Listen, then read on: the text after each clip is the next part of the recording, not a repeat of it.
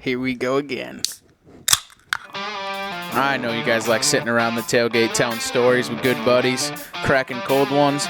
No matter if it's hunting season or fishing season, well, so does the Outdoor Drive podcast. So we're going to bring you Tales from the Tailgate. All right, it's your boy East Coast Trev. We're back on another Tales from the Tailgate. Let's drop this one. And I'm joined with my good buddy, Mr. Madman Marty. What up? What up, dude? I just came for the story. You just came for me too, dude. I love the story. I mean, I came for the cold beer, but if you want to hear the story, then we can hear the story. Yeah, what do you say? I've been waiting for this one for a while. All right, let's go. We got Mr. Jeff on the phone. What's up, brother? Not too much. How you guys doing? Good, man. Appreciate you jumping on this one and telling some good deer stories. We need some good deer stories. Yeah, I'm happy to be here. So why don't you tell everybody a little bit about who you are, man, where you're from, and a little bit about what you do. I grew up on the South Shore in Massachusetts. I still live down here. I live in Rockland. And I started hunting when I was just out of high school. Really got into it when I was 22, and I've just been chasing them around since. For work, I'm a painter. I work for myself, so I take off way too much time in the fall to be in the woods. Without getting too crazy with detail. Well, that's about it. That's awesome, man. There's nothing better than that, and it seems as if you did what you needed to do during the deer season, and you've been chasing these deer for quite some time. We were talking off camera, man. Why don't you tell everybody? Let's break right into it. Let's tell everybody the story about your 2022 deer season is what it would. Yeah, let's talk about it, man. Yeah, so 2022 was hands down my best year yet. Last year, the acorns were just crazy where I was. They were everywhere, so there was no pattern to deer. They were just they'd stay in the bed until 10 o'clock at night just because there was food everywhere. They didn't have to move, so they were safe basically there. I ended up trying to put in a little food plot, thinking maybe this will pull them out of there, and once the doe start hitting it and they start hanging around it, the bucks are going to come there too. So last year, I made it. It was a big learning curve. I actually talked to a few guys on Boston Bow Hunter. I got a lot of advice from John Patrick and Rob Cope that definitely helped me out a lot. So this year, when I got back into it, I expanded a little seeding and was able to maintain the weed growth and stuff a lot better. So both of the deer I shot this year I've had on camera since 2018, I believe, going back. And I didn't get the teeth dated or anything, but I'm pretty sure that Curly was 5, and I think Blitzen was 6 or 7. I'm not positive with him. But Curly was a deer that all summer I'd have him on camera. I'd see him daily in certain areas. And Blitzen was a deer that he almost never showed up until November. I don't think he was actually on the property I hunt, but I think he'd cross the road in mid to late November. He showed up every year.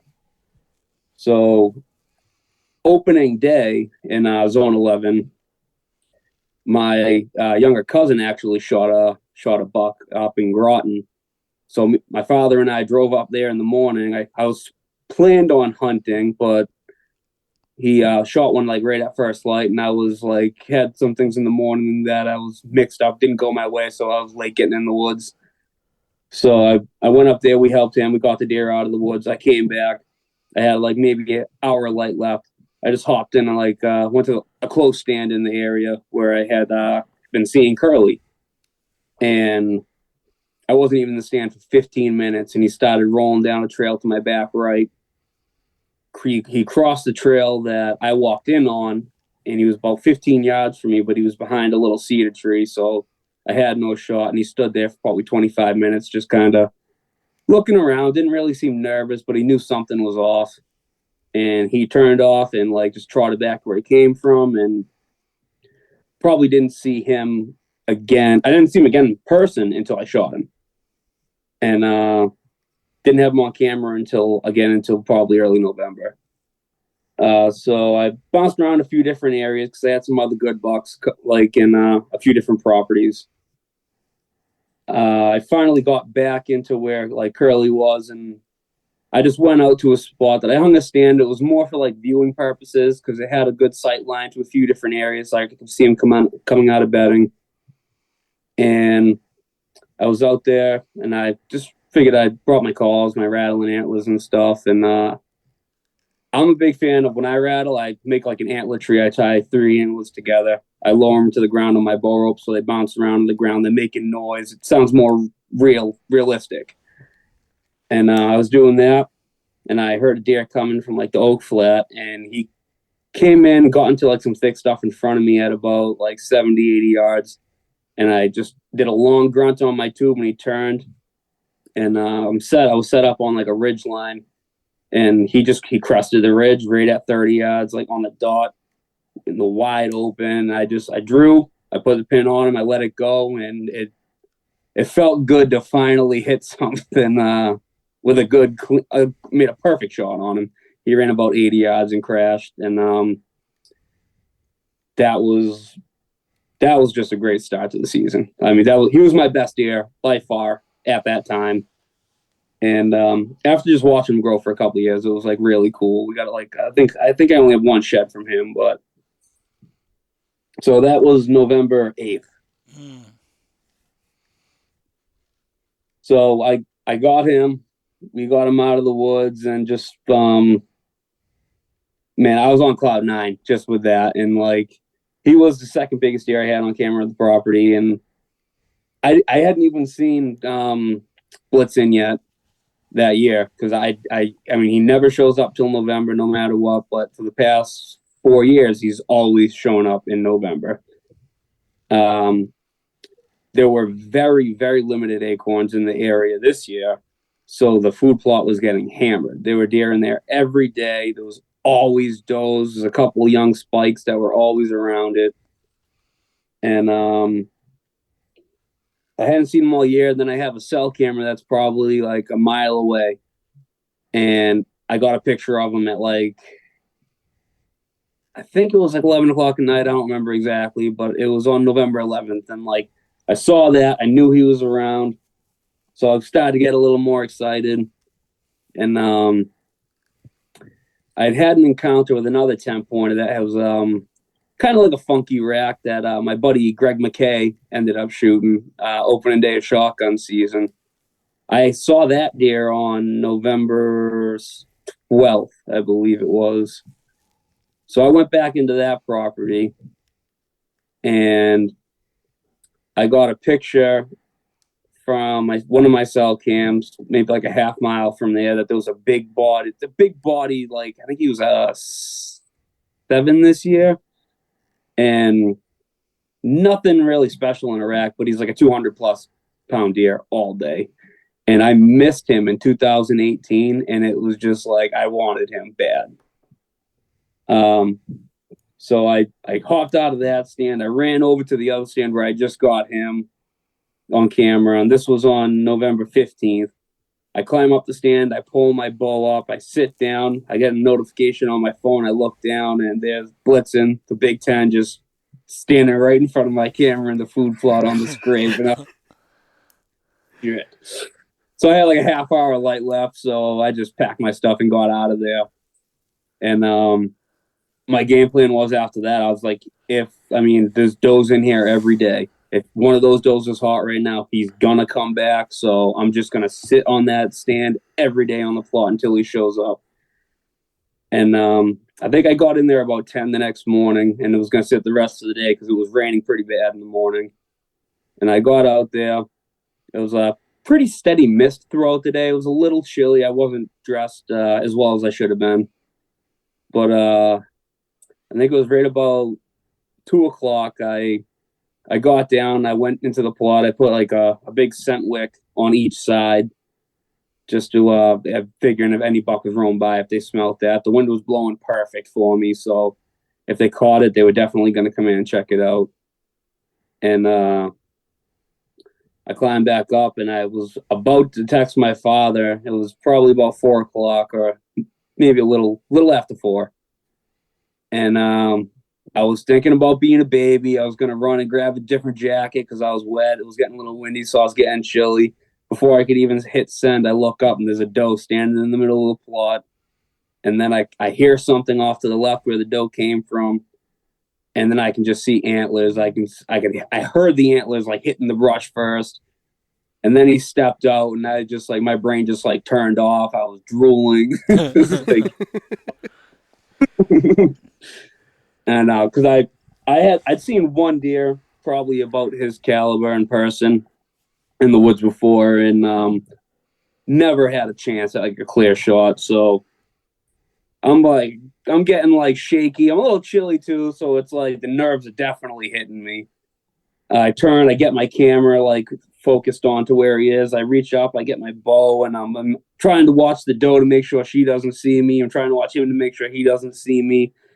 In my head, I'm just like, all right, there's no way he's just gonna come out. This like, it never goes this way. It always turns into the brush, or you like just something doesn't go right. And he steps out, and he's just like starts eating the clover, walks over right in front of her, and I'm just like, shit. Like, he's in the wide open now. He's like 36 yards away. I hit him with the rangefinder, and I was just like, all right. And I tried to get my camera on him. Like, did I hit record? I hit record. I was checking, like, the battery's probably going to die. Like, I get my bow in my hand. I get my release on the D-loop, and I'm like, my release is going to fail. It's going to fail, or, like, my D-loop's going to break, or I'm going to draw my bow. I'm going to draw my bow, and the knock's going to come off, like, the string, which has happened to me in the past. Like, my brain is just, like, firing on all the wrong cylinders. And I get the bow back. I got it on him. I just set it, and, like, I was pretty surprised how calm I was, like, able to get myself when I took the shot. Because, like, in my head, I was freaking out. But, like, my body-wise, I felt like I had pretty good control. And I set the pin, and I took the shot, and it smoked him. And he turned, and he ran down the field about, like, maybe 30 yards. And he just stopped, and he turned and looked back. And I was like, what the hell? Like, did I, like, accidentally just, like, shoot him with, like, a field point or something? Like, why'd he stop running? I'm like, so I get the camera on him, and then he, like, does like kind of like hunches his back and like kicks his feet and like starts to go again. And man, I see him, he gets down, he goes across, like splashes through this little brook and just like gets to the other side and hits a tree and falls down. And then like, man, my body, I just lost it. I was like shaking. I was trying to call my father to tell him, and I'm like almost dropping my phone from the stands. Like, it was insane. That's nuts, dude. Because like all of that's going through your mind all at one time, like literally. Who, I don't know. I've never thought of anything like that. Like the bow's gonna break. Like that's why. That's nuts. So I had a season. It was probably like back in like 2015. I just got these like new knocks, and I was excited because they were light up ones, and like I didn't test them on my target or anything. Mm-hmm. Out into an area, and I had, it was like a 138 inch pointer at like 15 yards, and I get my release on, and I pull, and my thing pops off, falls off my bow like all the way down my ladder, and the thing's just looking at the bottom of my stand, and I was just like, you gotta be like, really? And so I threw all those away. I ended up buying, I don't even know what the brand was I ended up using, but Mm-hmm. they don't fall off the string. So I've been sticking with them. So what did you do now that you watched this deer crash? Now what do you do? Like where are you at in your mind? Like you've literally probably just shot the biggest deer of your life. I was like, dude, I was numb. I was like losing my mind. I couldn't even, I was trying to like text my father, or like just trying to get to his name in my phone, and I'm like calling people that I have numbers in my phone that I haven't seen in 10 years by accident. And I finally got to him, and I'm just like, he says, he looks down at his phone, and he's just like, son of a bitch, if he's calling me right now, he shot one, and the only one that had been around is him. So, and he answers the phone, he's like, what'd you shoot? And I was just like, I just smoked Blitzen. Like, dude, I couldn't even talk. I was it was awesome. That's incredible. So at that point, you've now shot 2 incredible deer, and it's your best season. I mean, there had to have been something going through your mind that you're like, what did I just do? Like, I just completed my entire best season. Dude, I couldn't even think straight. I got down. So after I shot him in the plot, the doe just kind of hopped into like the brush she came out of, and she came right back out. And then 2 smaller bucks came in the plot because they were probably like just in the thick stuff that was off to the side. And this little spike that I'd see him like every day in there when I sat there, he comes over. They're standing on top of the my knock because my arrow passed right through the buck, and he breathes the doe right in front of me, standing on the knock from where I just shot the Big 10.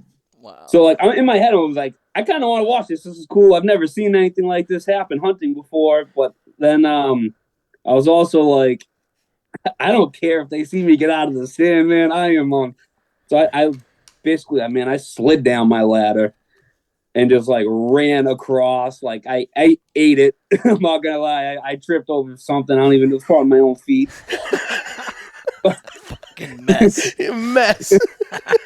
I love it. Nah. So So he's down. You can see him laying from the stand, correct? Oh, 100%. I can see the belt.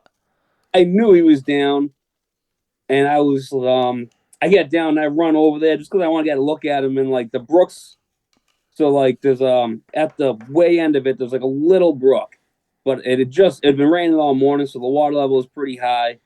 And I was like, I don't think I can get across this in my boots. And if I went back because I knew I had a pair of like hip boots at the truck, and I must have like somehow missed my father in passing because he got out of his stand the second I called him and told him.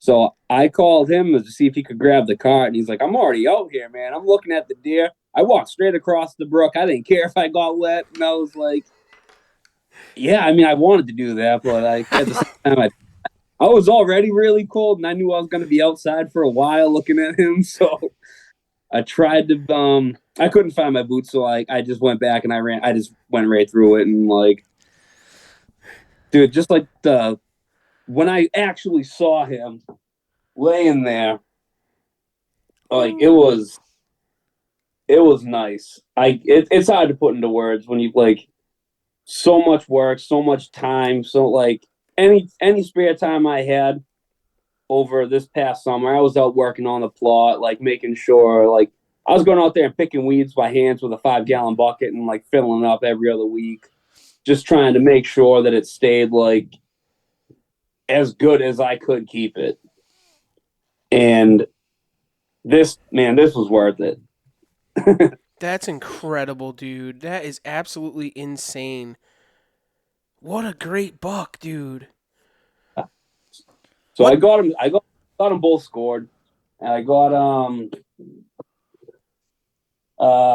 Blitz in the 10. He came in at 155 and 3/8 inches. Wow. And Curly was like 130 and change. I don't remember exactly what he was, but super wide. Curly was real wide. Like, wow. What incredible bucks, man. They're beautiful deer. And to be New England deer. Like those are like you don't see nobody shoots 150 and 130 inch deer in the same season. Like that's an incredible season. Yeah, that that will probably never happen again, but I couldn't believe it. Now, were they both shot on the same property? So one was on my family's property, and the other was a couple hundred yards away on public. Oh wow! So they were close. I mean, they could have potentially been on the same property. Oh yeah, like definitely. That's nuts. It's scuffled in the past. Wow, that's so cool. That is so nuts. I'd like to, if you don't mind, explain some of your trials and tribulations with this food plot because I think myself and most of the listeners can probably relate to most of your headaches, and I'm just curious to hear like some of the stuff maybe you picked up from Rob Cody, or what you did to actually get it to work good enough to find success. Yeah, so the food, it's like a decent way out into the woods, and so the first year I did that, I went out there with hand loppers, a hand rake, and just like some gloves, and just started like lopping out briars and like clearing it, because it was like a lot of overgrown briars, and just like I didn't have to like cut down trees and stuff to do it. It was it took time, but it wasn't horrible. Um, Once I kind of got it established, the hardest thing for me was like trying to keep up with the weeds and learning that you have to mow clover to really keep up with it. So I had like an electric weed whacker I was going out there with and weed whacking the whole plot, like maybe every 3 weeks over the summer. And it was miserable. Like the weeds were just like crazy overtaking it. And like by the time beer season came around, it was like mostly weeds again. So I ended up buying like a little push mower that I could bring out there, and I forget what I used. So like Rob told me about like a fertilizer that's really good for it, and I just went out there because I cleared more. I got it to like a size to where I knew that like it's gonna hold deer, and there's enough there to they're not gonna wipe it out in like the first week of the season or something. And I'd say the biggest thing was like you need to mow it. You need to be able to mow it for clover because it helps. It really helps knock down the weeds. Right. I also spent a lot of time out there, just like every time I went out there to check the trail cameras over the summer. I went out like every 2 weeks, and I was walking around with like a 2-gallon or 5-gallon bucket, and I was just like walking around pulling weeds. Like spend like an hour or two out there, like every day. Every time I went out, I shouldn't say every day. And man, I used like a liquid fertilizer too that really helped the clover. I ended up going out there because we had a couple pretty warm days, and I think it was like mid to late October where I went out and I sprayed it again, and everything just came back to life. Like it really like perked it back up, and the activity like went up too. So I feel like that might have helped me on my end. Did you stay just straight clover the whole entire time, or did you plant over it with something else to bring the deer in also? So the previous year I had tried turnips, and they just didn't touch them. Right. I think I might mix in like some winter greens or something this year. Yep. Because I think I've heard they're a little more resilient, and I think it might like last a little longer if it gets cold early. Right. But I mean, I might just stick with clover, man. I can't argue with the results I got. Yeah. No, that's awesome. No, I think that's great. I mean, look, you shot 150 something inch deer over it, so I guess it can't be that bad. Yeah. That's awesome, dude. What a great deer. What a great season. I don't think it gets any better than that, to be honest with you. Yeah, I felt like a long time coming because I've had a few encounters with some nice deer over the years, but it just seems like I rattled in a giant that probably would have been about the same score as him, but this buck was real wide. I actually got his sheds right here. Did you have sheds from Blitzen? Yeah. I could never find him. That's why I don't think he stayed on the property. I think he just came. Remember, but like this guy, I had a few encounters with him, and I rattled him in one day. I had him coming on a string. I could see him coming through the brush, and at about 40 yards, he kicked up a bed of doe, and it was mid-November, so he just turned his tail and followed her off, and I just sat there pouting. Oh my god! It sounds like that. Yeah, it sounds like you got. Oh man! Well, that's a killer season, dude. That's absolutely. You know what though? All those heartaches that you have and close encounters that don't work out, it just makes seasons like these feel that much more special. Yeah, and I mean, I learned a lot about like mature deer chasing that Big Ten, because I was after him for a few years, and another hunter shot him in like 2018, I believe. Which I was out in my climber with my muzzleloader looking for him, and I got a friend of mine like sent me a picture of it on like a Snapchat, and I was just sitting in my stand. I was like, well, I'm out of here. I loaded my muzzleloader. I packed up my climber. It was probably like 3 PM. I was like, I don't even want to be out here anymore. Now I'm just mad. Oh, I know that all too well. Yeah. That's the trials and tribulation. Those are the humbling years that make it worth it. And then now for you to do what you had to do, you went through all that to be able to shoot 2 amazing deer in one season, which is not many people can say they've done that before, to be honest with you. Yeah. So my plan is next year. I got a buddy who he just started hunting last year. Well, this past year. And I put him in a stand. He got his first deer, and I got like 2 or 3 other people that I'm gonna try to help try to get deer this year. And I'm thinking I might, if I'm feeling good in the early season, I'll let them sit in there and like take a doe or two, just because we didn't touch any does this year on that property. So South Shore Guide Service. I mean, if you got like a 130 or something running around, I'll come up for you. No, we leave those ones alone. Yeah, not me. It might be a couple of years until I get another decent one out there. But I mean, I'm sure another buck might move in too, since those 2 aren't there anymore. Mm-hmm. For sure. Just won't know until like September probably. Yeah.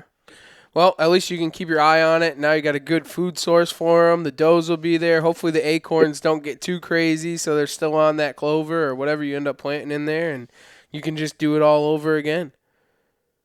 That's the plan, man. I hope so. That's awesome. Well, Jeff, we really appreciate you joining us on the Outdoor Drive, man, and it was a great story, and congratulations on a great, great season, and hopefully you can do it again, and we can do another Tales down the road. I hope so, man. Thanks for having me, guys. Absolutely. And everybody else, thanks for taking the ride right here on the Outdoor Drive.